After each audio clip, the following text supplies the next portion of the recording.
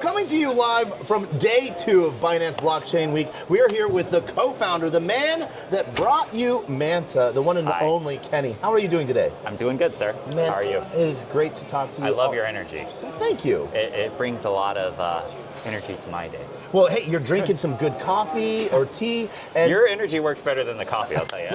my cheat, large copious amounts of caffeine, Red Bull, you know, and so, but also, we're here in Dubai, and what better place than talking about different blockchains hosted by Binance here, Manta. Yeah. So for those that don't know, you guys originally started on Polkadot, then you started off with Pacific into EVM, and so for those that don't know, what is Manta? Yeah, so you hit the nail on the head, right? Like we started in the Polkadot ecosystem. The first product that we launched was called Manta Atlantic, and that is an L1 on top of the Polkadot ecosystem as its own parachain. And then after that, we launched our L2, which is Manta Pacific. Yep.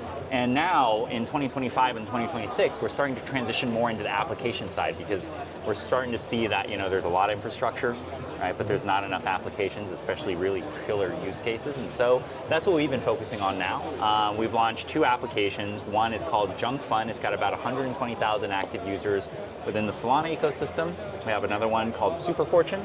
Got about 20,000 daily active users in the BNB chain ecosystem. Nice. And so Junk.Fun, what is the purpose of it and what does it do? Yeah, so it's really funny because Junk.Fun is, the way that I describe it is, it's a meme recycler. Okay. And it's really innovative. Nothing's been done like it, which is why we've seen such massive growth.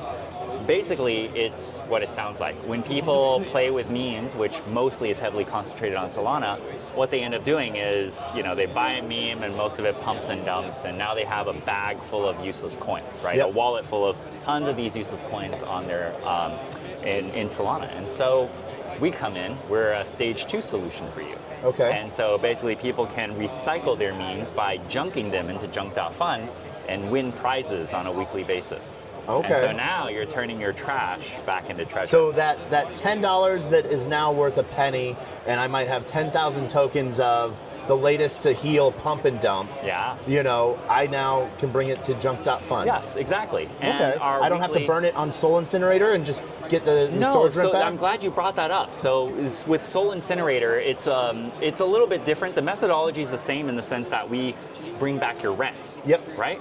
But the difference here is that our philosophy is people don't really care as much about getting their 20 cents back or 30 cents back. Why not pool it together and redistribute it as big rewards at the end of every single week?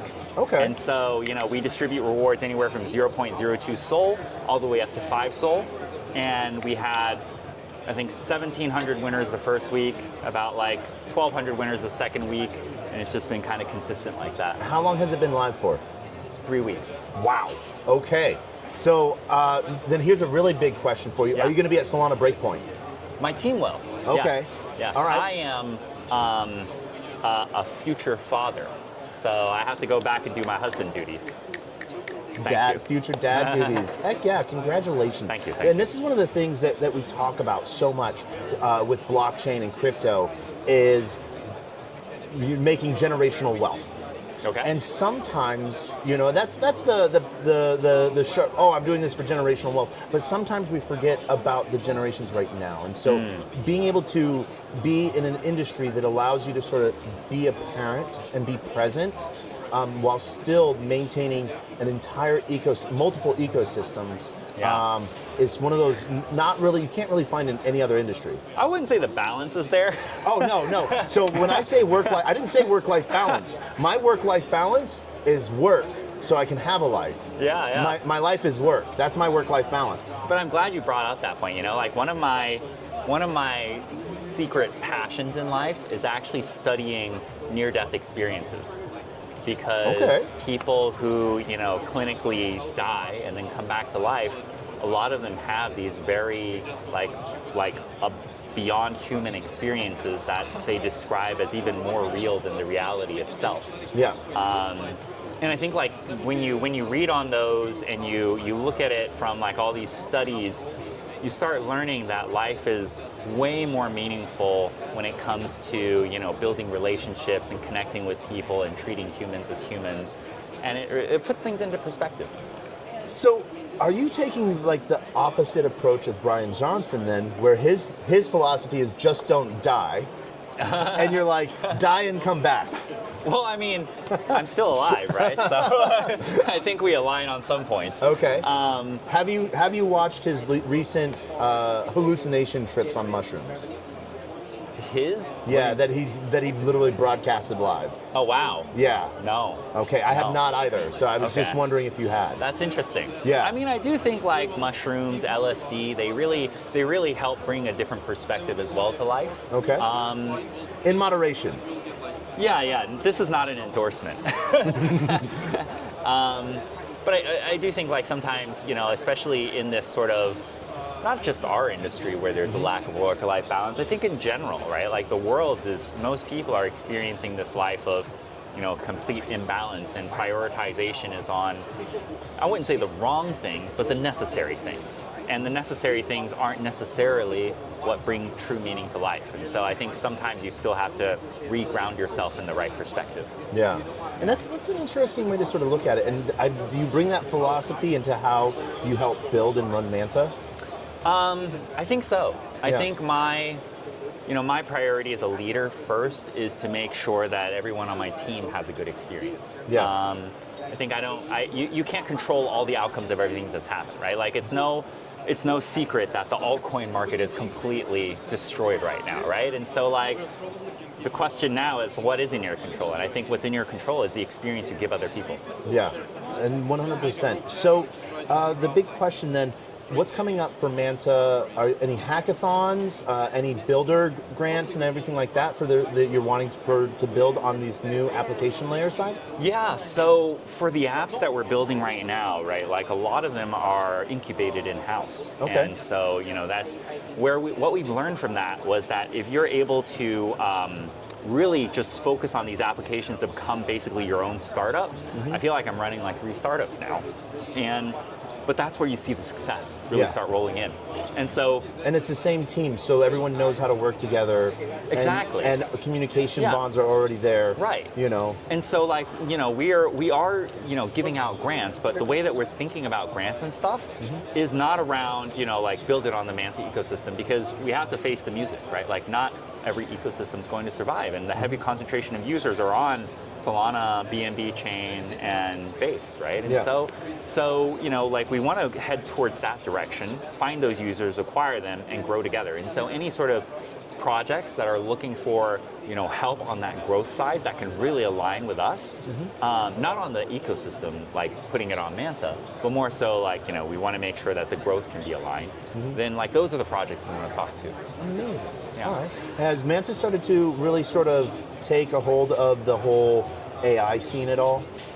Yes. So, you know, we're not building AI specific products, but AI is being used in our products. So Super Fortune, right, the one on BNB chain, it leverages our own trained models to actually provide sort of insights to users on a daily basis, and that's what they keep coming back for. And so, as we talked about Junk.Fun, what is Super Fortune? Yeah, so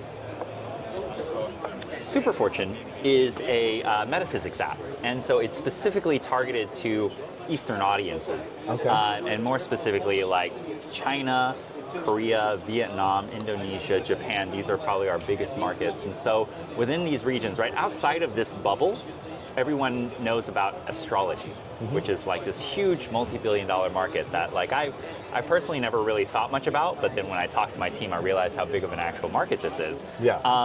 But within that bubble is another multi-billion-dollar market, and within that it's called Bazi. And it's like this Eastern version of astrology. Okay. And so... Is this like the water rat, the fire bowl, that type of stuff? Or numbers in like the I Ching? It is water, fire, air, like Earth? different elements. Yeah.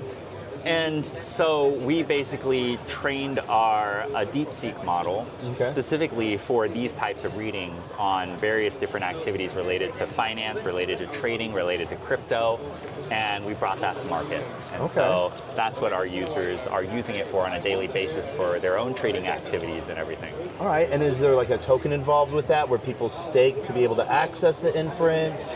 Or Yeah. So there is a token involved in that because there's costs as well, right? And so the token is the easiest way to pass the revenue. Yeah, exactly. Yeah. So, all right. And what else is coming up for Manta?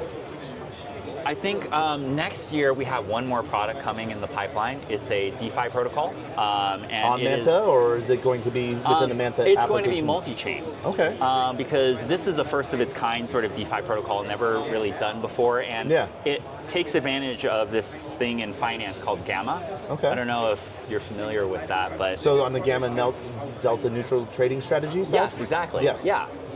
So this is something that's fully on-chain, takes advantage of Gamma, so it's delta neutral, like you said. Like GMX and everything like that as well. The yield from this is actually what we've seen is extremely high. I don't want to get into any specific numbers right now because it's still in testing.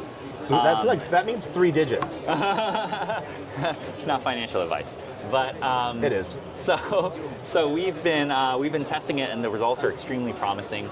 We've tested it with ETH on base, so ETH yield, as well as BNB on BNB chain, and so it's multi-asset, and we're going to be releasing that probably around Q1 of next year. Amazing. And for those that want to learn more about Manta, if I remember right, it's manta.network? Exactly. And what is the X handle? Manta Network. Manta Network. Yeah. And if people want to learn more about your near-death experience journey, where can they find you on X? Super Anonymous K. There you go. Any last things you want to... Oh, I have a personal question. Yeah. You don't have to answer it. Boy or girl? Oh, boy. Amazing. All right. Thank you, Taco. Thank you, Kenny. We'll see you next time. And come check out Manta. The team has been around for a long time. I've known them and love everything they do. And always, thank you so much for the support, Taco. We'll see you. Cheers.